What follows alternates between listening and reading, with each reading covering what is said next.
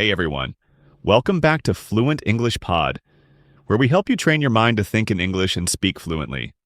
I'm Dave with our co-host Emma. Hey, we're so glad you're here.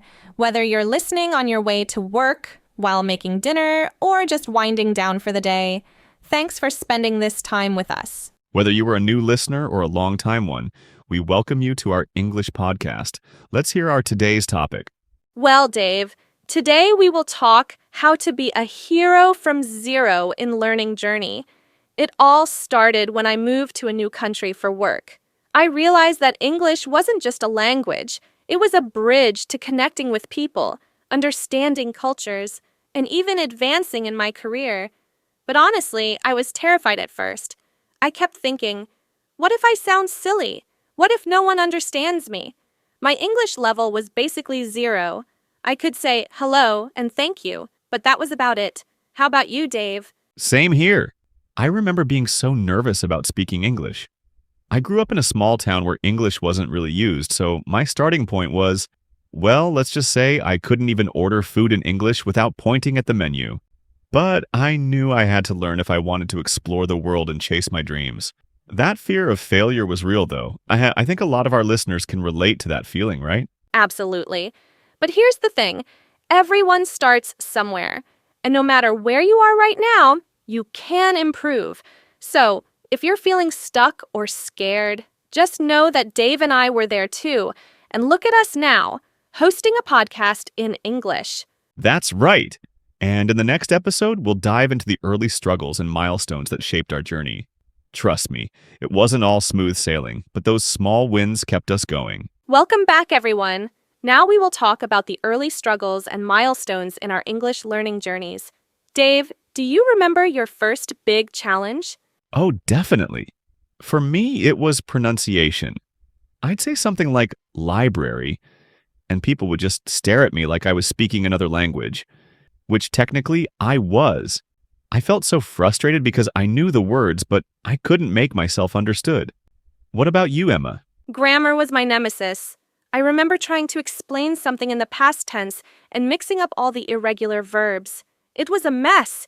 But then there was this one moment, I'll never forget it, when I successfully ordered a coffee in English without any confusion. It sounds small, but it felt like a huge victory. Those small wins are everything. For me, it was the first time I understood a joke in English.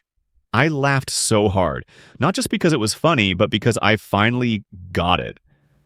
Those moments kept me motivated, even when things felt impossible. Exactly. And for anyone listening who's feeling stuck, remember this.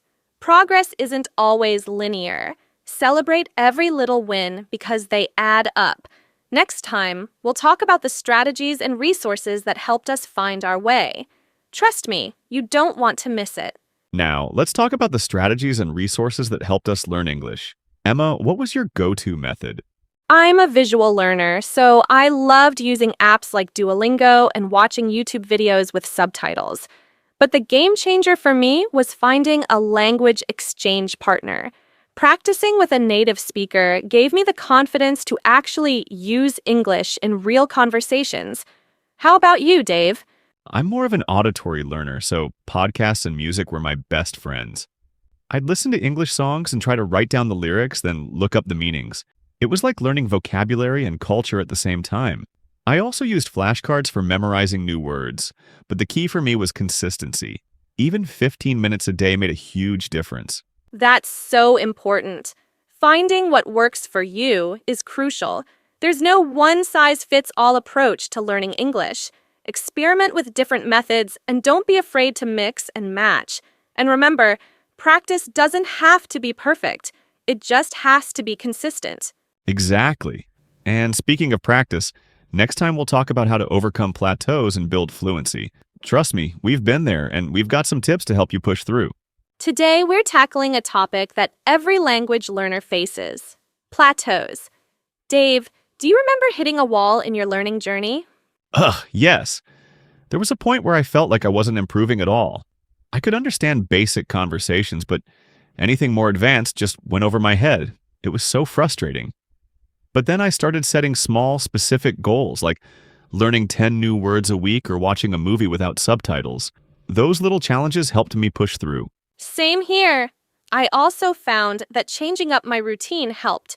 If I got bored with textbooks, I'd switch to podcasts or try writing a short story in English. The key is to keep things fresh and fun.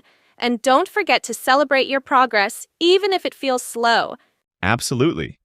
And for anyone struggling with fluency, remember, it's not about being perfect, it's about being understood. Focus on communicating your ideas, and the rest will come with time.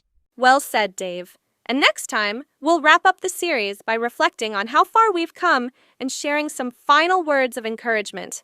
Don't miss it. Let's look back at our journeys and sharing some advice for anyone just starting out. Emma, how do you feel about your English now compared to when you started? It's night and day, Dave. I went from barely stringing a sentence together to hosting a podcast in English. But the journey doesn't end here. I'm always learning new words and phrases, and I still make mistakes. And that's okay. What about you? Same here. I'm proud of how far I've come, but I know there's always room to grow. My advice to anyone starting out is this: be patient with yourself. Learning a language is a marathon, not a sprint. Celebrate every step forward, no matter how small. And don't be afraid to make mistakes. They're not failures. They're opportunities to learn. Surround yourself with supportive people, find resources you enjoy, and most importantly, have fun with it. Well said, Emma. Thanks to everyone for joining us on this journey. Remember, no matter where you start, you can go from zero to hero. Keep going, and we'll see you next time.